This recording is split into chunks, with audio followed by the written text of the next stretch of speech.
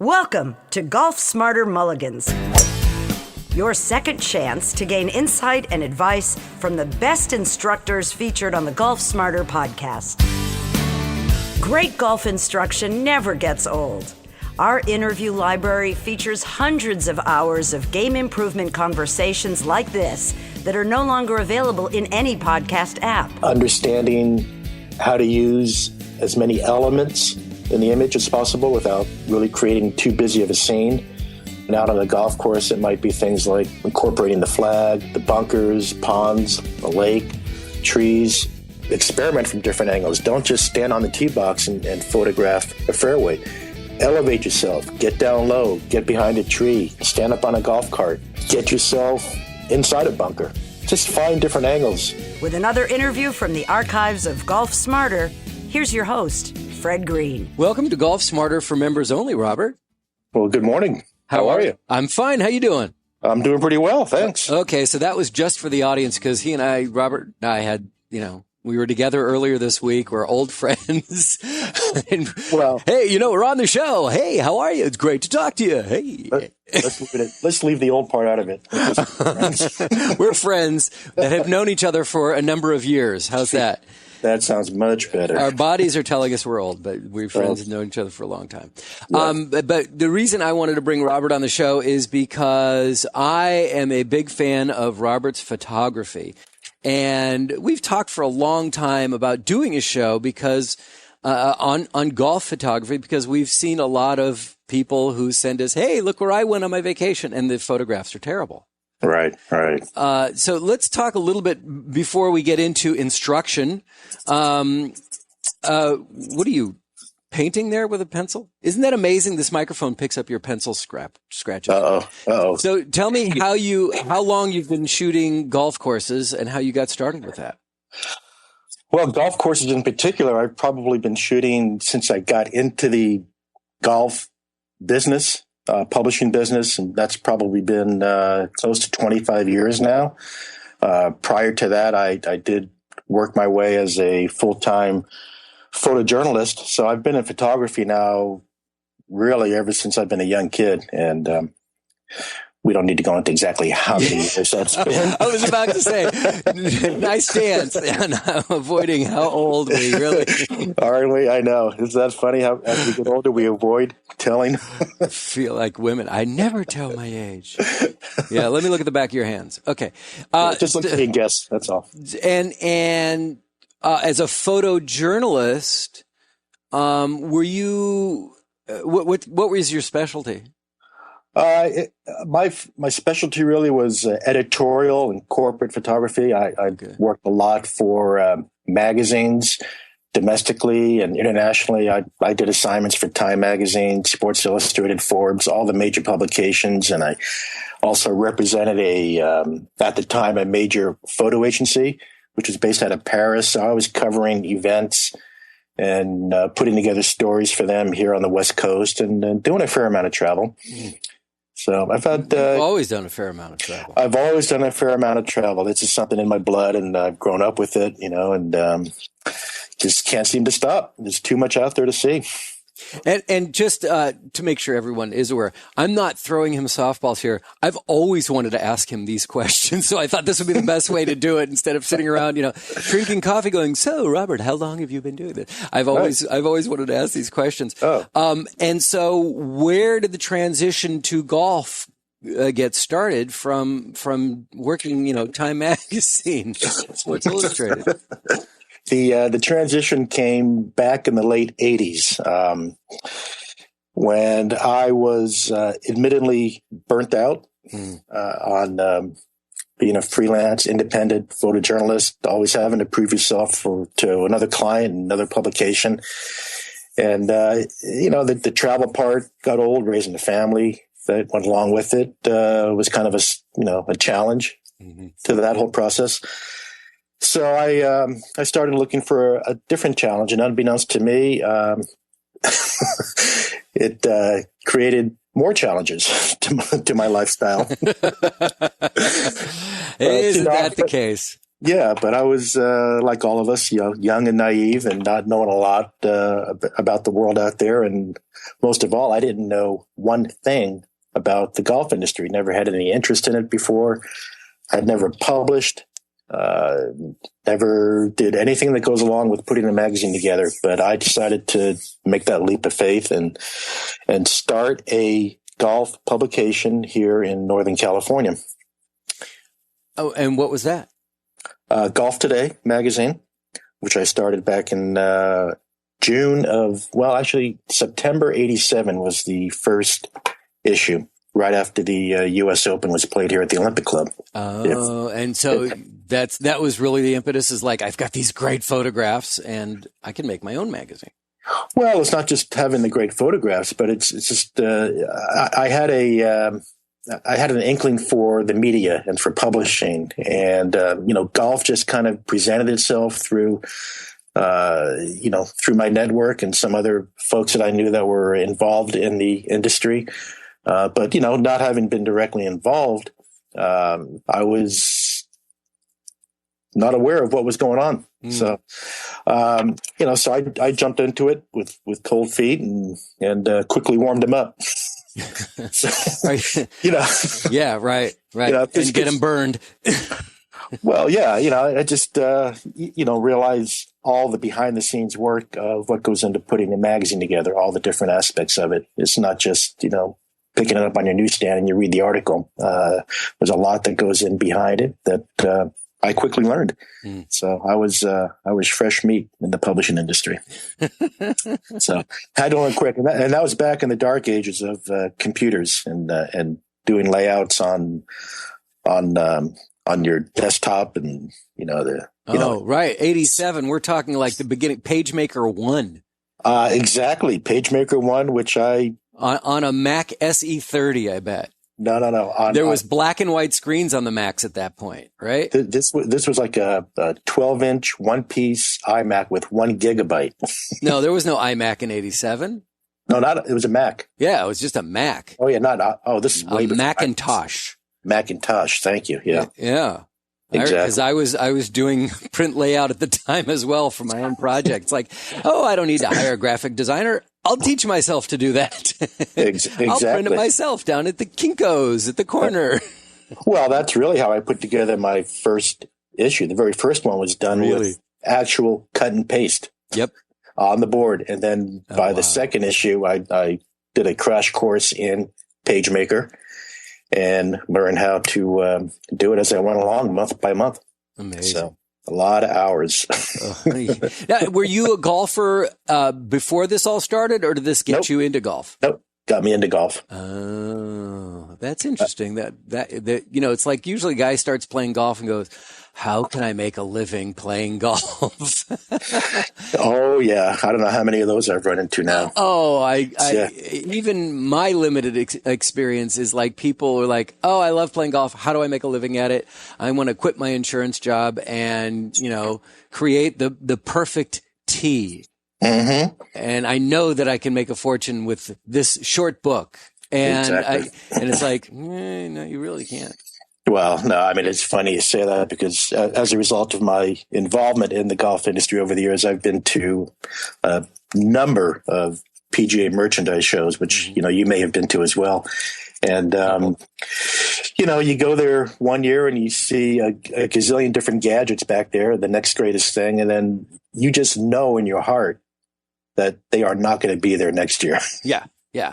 And actually, I remember the show, I think I've been to 2 of the PGA shows and not in Orlando. I've been to the dinky one in Las Vegas. Oh, in Vegas, right? Yeah.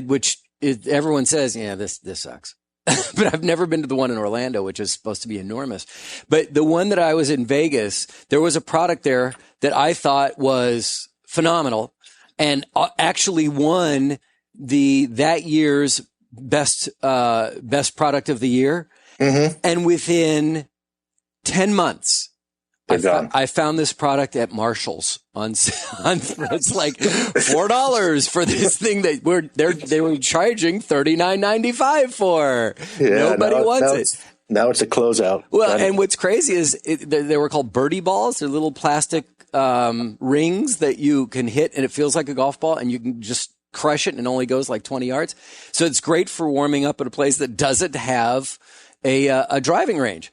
Right. And so I bought this box of 25 of them, and I've lost 3 or 4 at this point, but I still take them out, and people are like, that is the coolest thing ever. Where did you get that? It's like, it's a collector's item. It is, exactly. I've got a lot of those in the garage. Do you really? Well, we're going to be selling them at golfsmarter.com. The closeout here. No, I'm kidding. We're not. We're not selling them. No. Don't call me. Call Fred. Robert, you want to sell those? How many do you have? Really? You want to sell those? Okay. So, but you're still involved in publishing.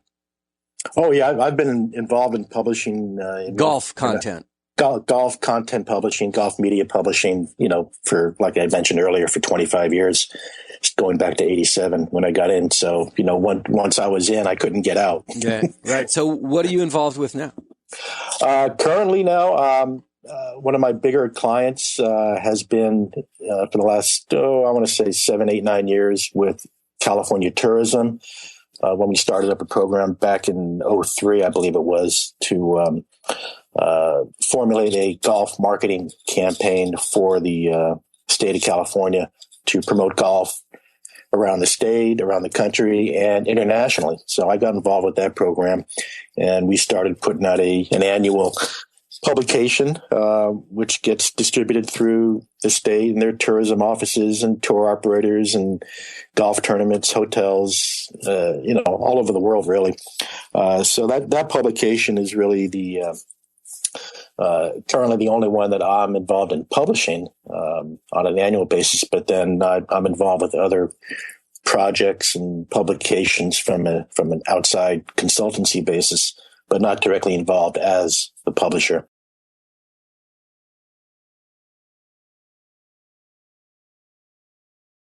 I'm actually fascinated by the California tourism one.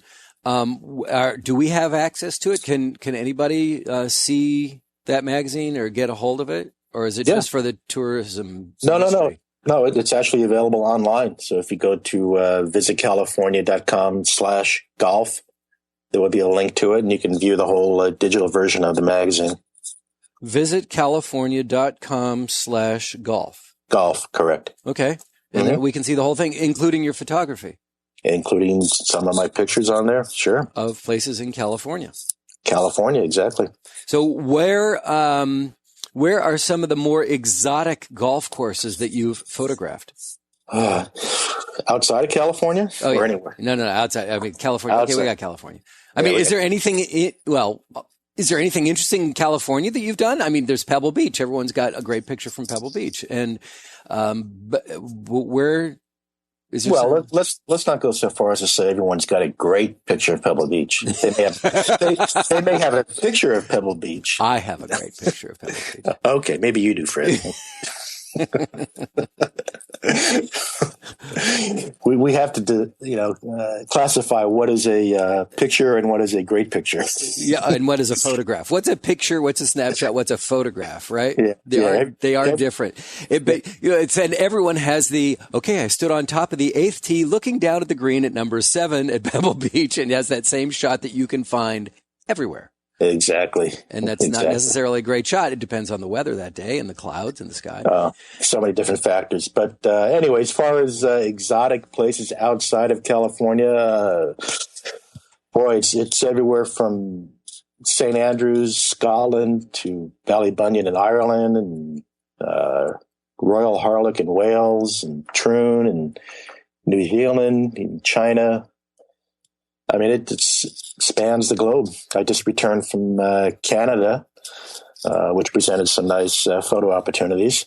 And the problem there is, one thing you need to keep in mind for anyone when they're traveling, as much as I do, and really having their eye on photographing golf courses, you're just kind of a prisoner of when you're there sometimes, because you're not always going to hit the ideal weather. Or the ideal light, so those factors come into play all the time, and they're, to any great photograph, they're of utmost importance.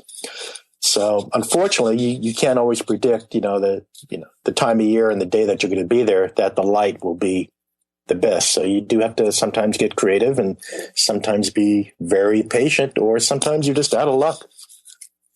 And so time of day. I want to get to some of the details, and we'll go back to other questions. But so the best time of day that you found that you like to shoot, on a golf course, really for any photographer, shooting landscapes, especially golf courses, which are landscapes. Yep.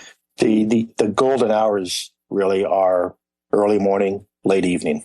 When that sun is up above the horizon. Barely, yeah. Just rising, the early morning light when it's softest or when it's setting. Okay.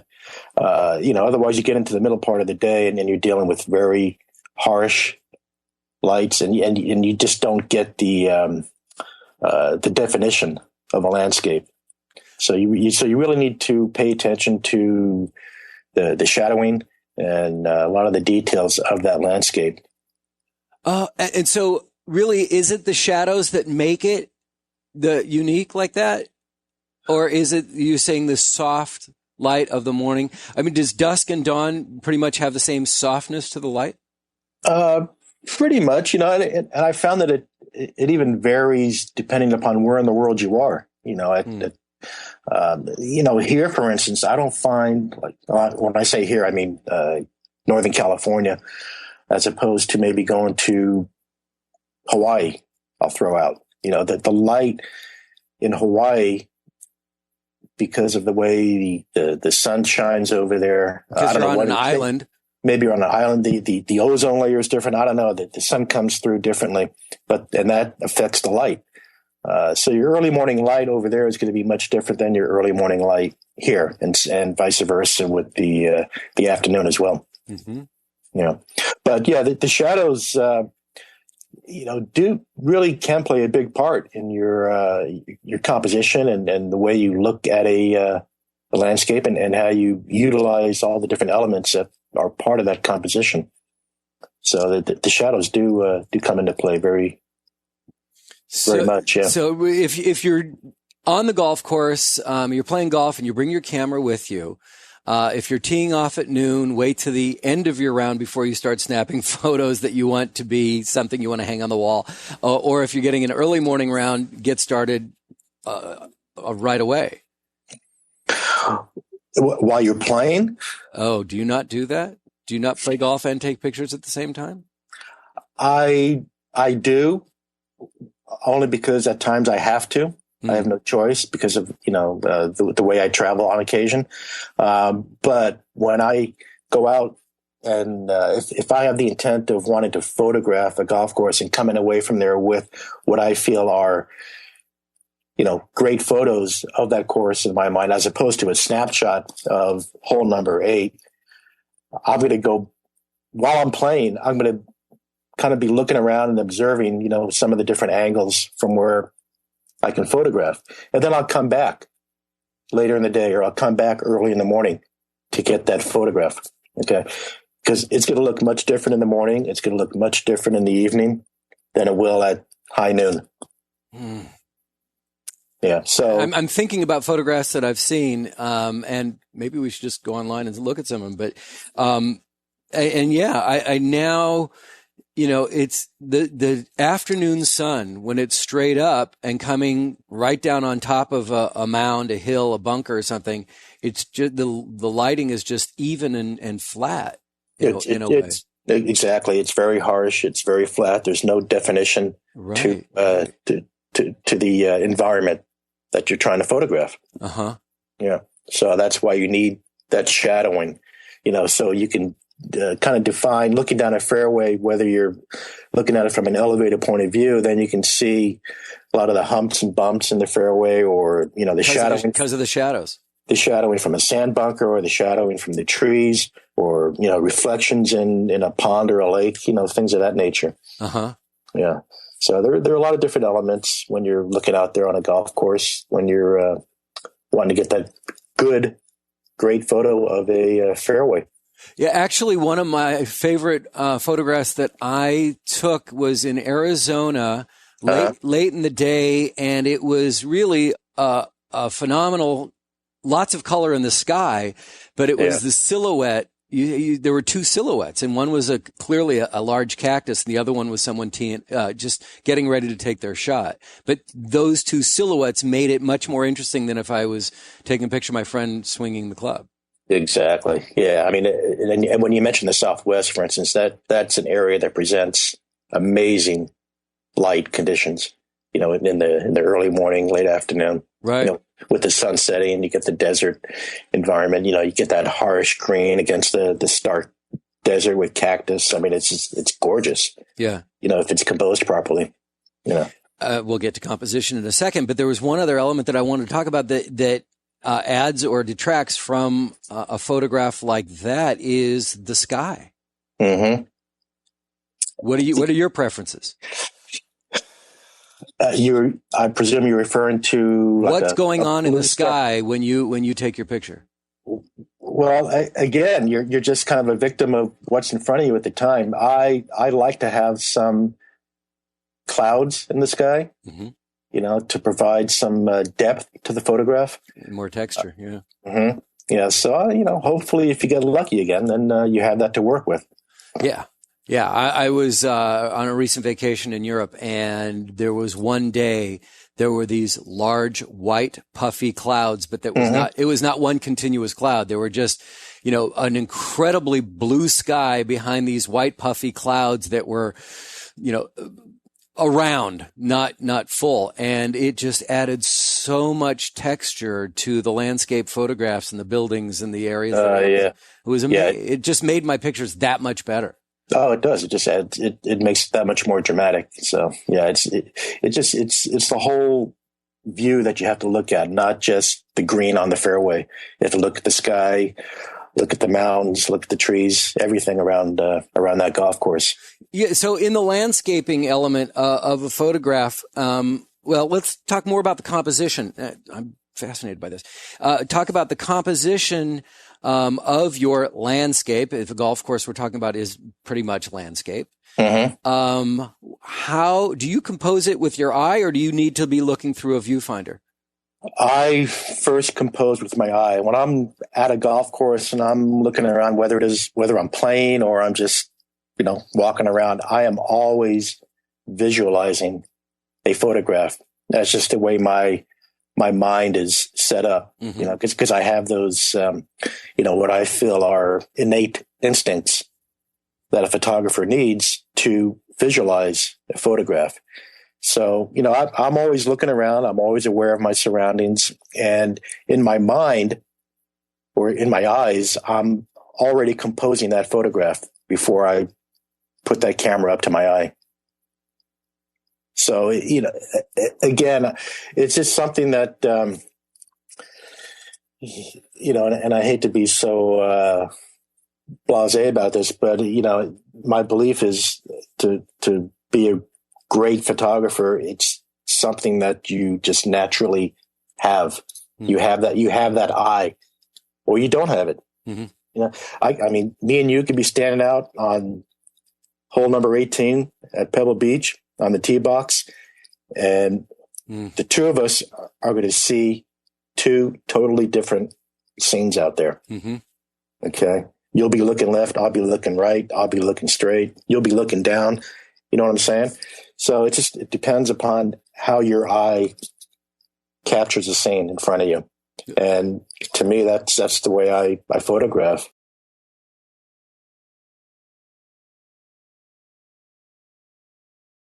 It's interesting because then you put it up to your eye and you're looking through the viewfinder.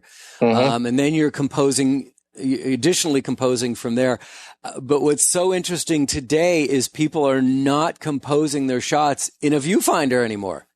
They're holding their hands, especially if you're our age, you're holding your hands out as far as they'll go, and you're looking at this 3-inch screen, you hope. Right. And composing it that way. And you really don't, it's hard to compose that's a picture. That's a snapshot. Yeah, exactly. Those are people taking snapshots. Those aren't photographers. Those are people that just want to record the location they've been at and say, hey, I played number 18 at Pebble Beach. Here it is. But how do how do those people, how do the rest of us take advantage of your expertise and create with that snapshot a more beautiful photograph? Well, again, it just comes back to, understanding the most crucial element of a photograph, and that's the light. We talked about that a little earlier.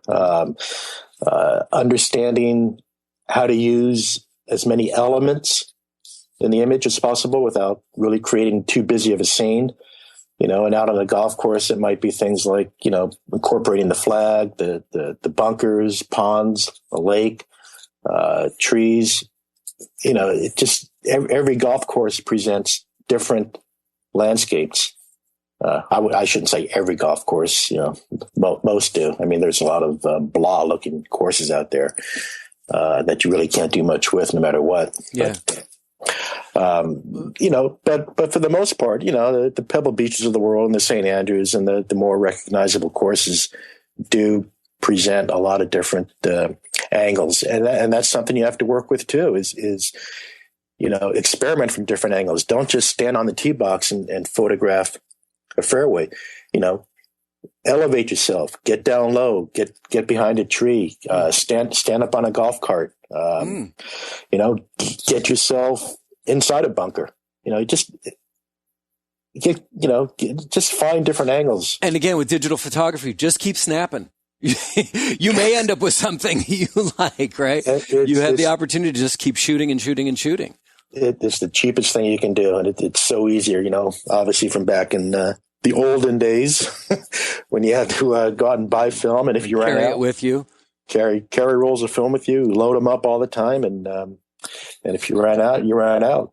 So and so when you're composing a shot, now let's say the main subject of what you see is your photograph is okay. So here you're taking a shot of someone about to hit a ball, their approach shot towards the green.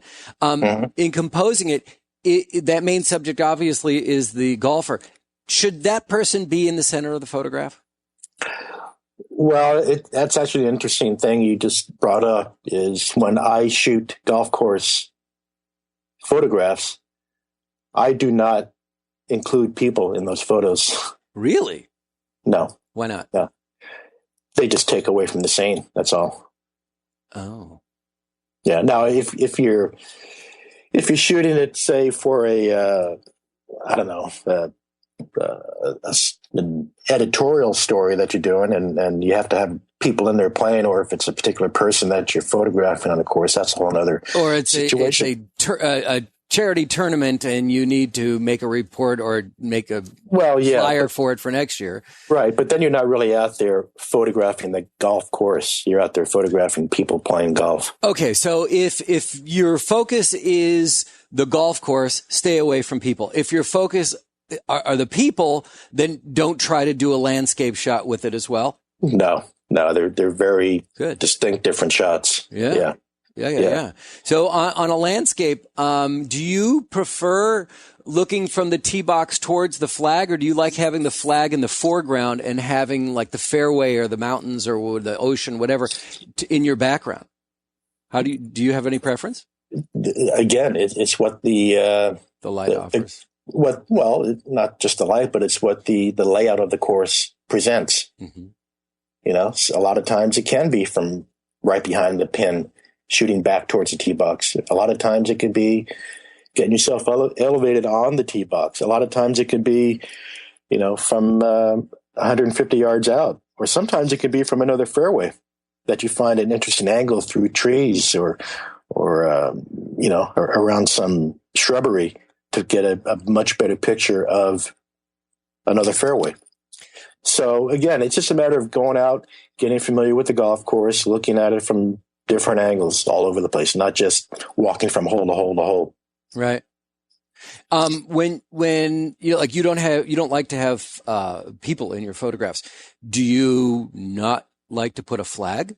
Is that a subject that takes too much attention away from the overall picture, or do you like to, or have you incorporated that? Oh, I've included the flag many times. Uh-huh. Yeah, because that kind of defines the really the objective of the golfer is to aim for that flag. So, and what about foreground, background? Again, I know you're going to come up with the answer. It all depends. Well, but, I mean, it does. Yeah. That's my patent answer. It all depends. Well, this is a bore. No, actually, I've learned a lot already. This is awesome. But is there preferences on foreground, background? What should be in focus? What should be, your f-stop, your change, so you have a depth of field, or just wide open, so everything's in focus? I try to get as much in focus as possible on landscapes. And make that photo as sharp as possible, and create as much depth of field as you can. That's my preference. Just really bring the whole scene into play. Because the golf course, when you look at it, any fairway is just kind of it's part of the overall surrounding that a golf course architect even looks at. To, when he's visualizing a course being laid out, he's utilizing the surrounding landscape. So really that's what I try to do when I'm looking at a golf course that's already there. Okay. So he's already done the work of, working that golf course into the landscape. And now it's my job, or any photographer's job, to go in there and capture what he's already laid down. So why not incorporate the whole scene, whether it's mountains in the back or shooting over a marsh or a river on the side, right? Mm-hmm. Makes sense? Mm-hmm. Okay. Mm-hmm. I'm taking notes. You're taking notes? Yeah. I want to remember these things. You got it recorded. Well, all right. Yeah. I can listen to it again. Never mind. Yeah. And if I can make two suggestions. Again, when I was on this vacation, we were on a group trip and I was watching people take photographs. No, I was watching people snap pictures over and over and over. And I was the guy that, can I have your photographs? Cause I had a bigger camera. So they thought I was a photographer. Exactly. But there's two things that I saw that really drove me crazy.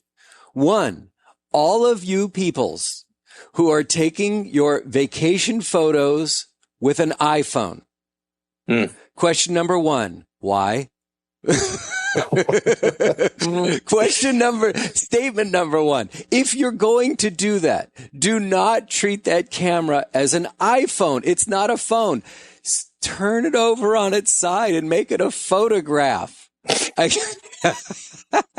can't believe how many people just hold it up like a phone and go click, click, click. It's like, Oh my God, what are you doing? And go ahead. No, I was going to say that's what this world has come to. Everybody is a photographer out there, just like everybody is a writer. Right. And the other suggestion that I'm going to come up with on photographs that drives me crazy is that when people send me pictures of, can you take a picture of us, please? It's like, I'm never in the pictures wherever we go with the family, every event, something. You tell me about it. Yeah, I know. I have no recorded history of my life. Well, you do. It's just, I was there, but you just know what I look like, I mean, and someone recently said to me, well, you're the family photographer. That's why you're not in any pictures. But, we all look back to your pictures. It's like, thank you. I appreciate it. But the other thing that makes me crazy when I hand someone a camera and I said, can you please take a picture of us? I want a picture of my wife or my kids and I standing here. Don't put the face of the person in the very middle of the picture. And then have their feet, but I got to get their whole body in, right? So now you have half of a photograph of these people are standing there and they're really teeny. And then from their head up is just sky. It's all wasted space. Exactly. Take it, look at TV, watch where the news guy, his head comes almost to the top of the screen. His face is not in the middle of the screen. Just move the camera down a little bit and put the person's face at the top of the screen. Don't worry, you're not going to cut their head off. It's okay.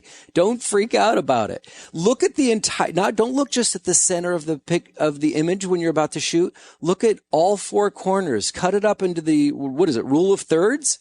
Rule of thirds, right? I mean, but again, these are your individuals that just want to capture the moment, right?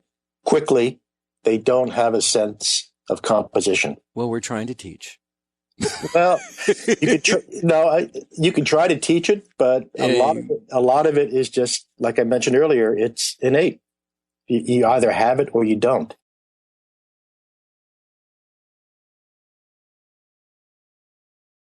I took a photography class in high school. Okay. My sophomore year of high school.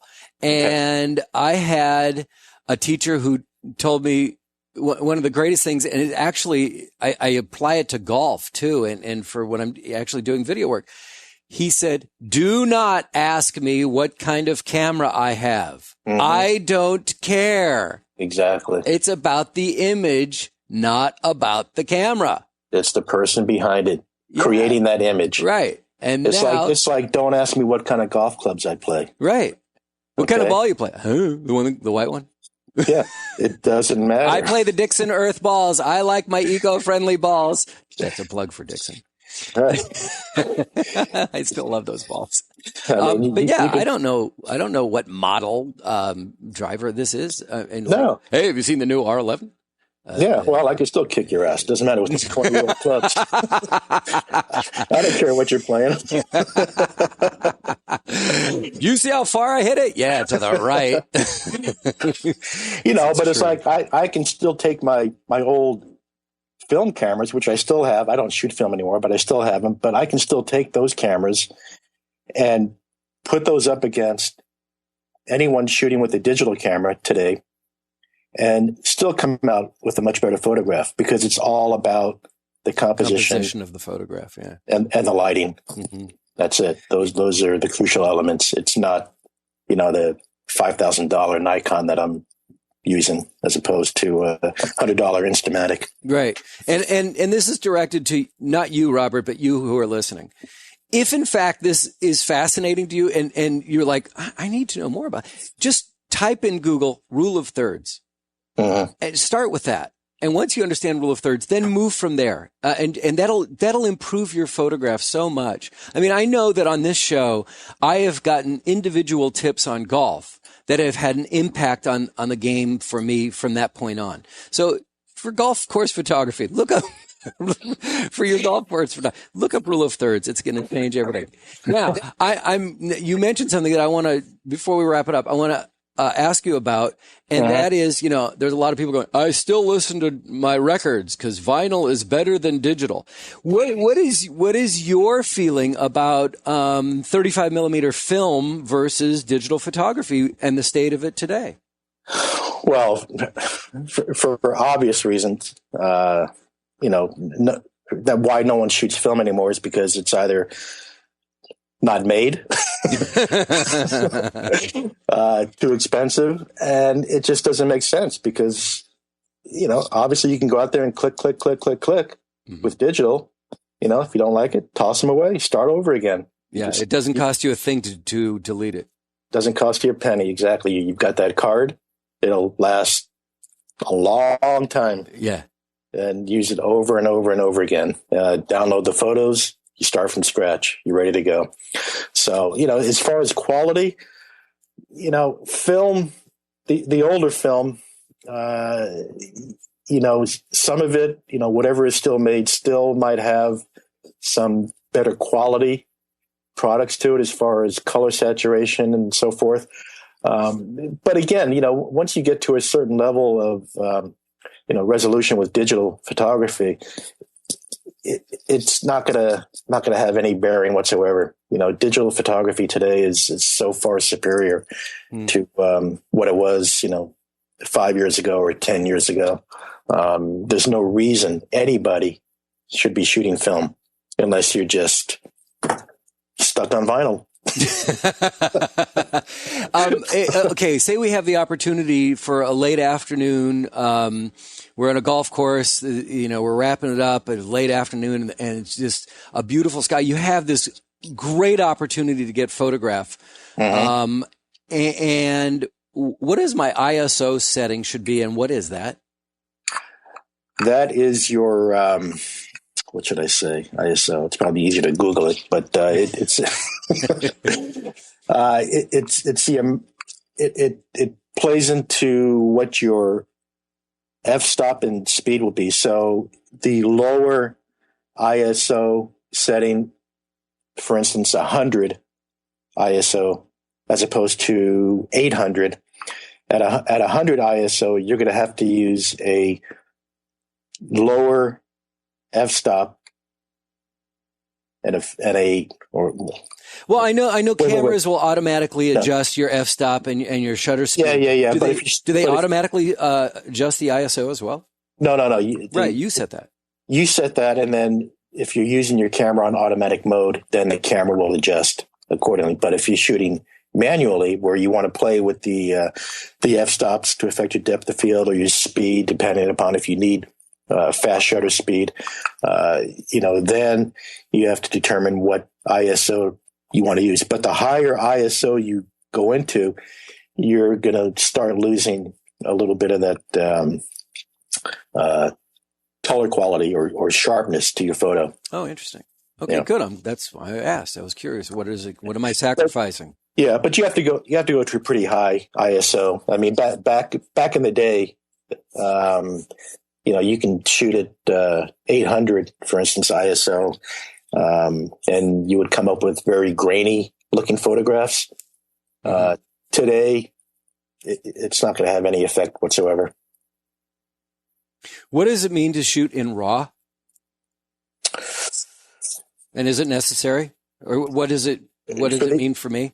For you, probably nothing. It's a raw image is for use by professional photographers to have a image that they can work with in the darkroom. And when I say darkroom, I mean on the computer. So if they're working with, software like Photoshop where they have to manipulate the color, the sharpness, anything about the photograph. Or like just cropping it and just taking the entire photograph, but just wanting a small section of it? Does that? No, anybody can crop a photograph. It doesn't have to be a raw image. Okay. But a raw image just allows you to play with the various layers of that image, that digital image. Okay. Mm-hmm. It's a lot more technical than I can explain or get into. Okay, then I won't do it. Do you miss this? Do you miss the smell of a dark room? Hell no. I just remember when like I said, I had that high school class. Guess who sat next to me in my high school photography class? Come on, give you a guess. I bet you won't. Next to you in your high school photography? My high school photography class, the person sitting next to me in class was, you know what? Don't even try to guess Jermaine Jackson of the Jackson 5. Wow. So anyway, so I remember where did that come from? I don't. I was thinking about the class and that we were only doing black and white photography at that point. But I just remember the smell of the darkroom, the chemicals was just it's like so distinct, and it's like, oh, that was fun. But no, you probably spent way too much time in there. Way too many hours. In fact, I'm surprised I'm even alive today. Yeah, that stuff just gets in your clothes. It gets in your system, and you reek. Yeah. And just, with your hands and the developer, the stop, the fix, all that stuff. Yeah. You talk about reeking. I worked in rock and roll radio in the early 80s and the late 70s. You want to talk about reek? Different kind of reek. So, give me a URL where we can go see some of your work. Some of my work can be looked at www.RobertKaufman photo. RKaufman photo. PHOTO. Correct. Okay. .com. .com. rkaufmanphoto.com. Okay. Yeah. Very cool. Hey, Robert, thanks for finally for finally getting to do this with me. I really appreciate it. It was a lot of fun. And actually, it's peripherally around golf, but I learned a lot about taking better pictures when I go out to the golf course. Better photographs, nothing. Well, just like golf, practice. That's all it is. Thanks, buddy. You got it. Thank you, Fred.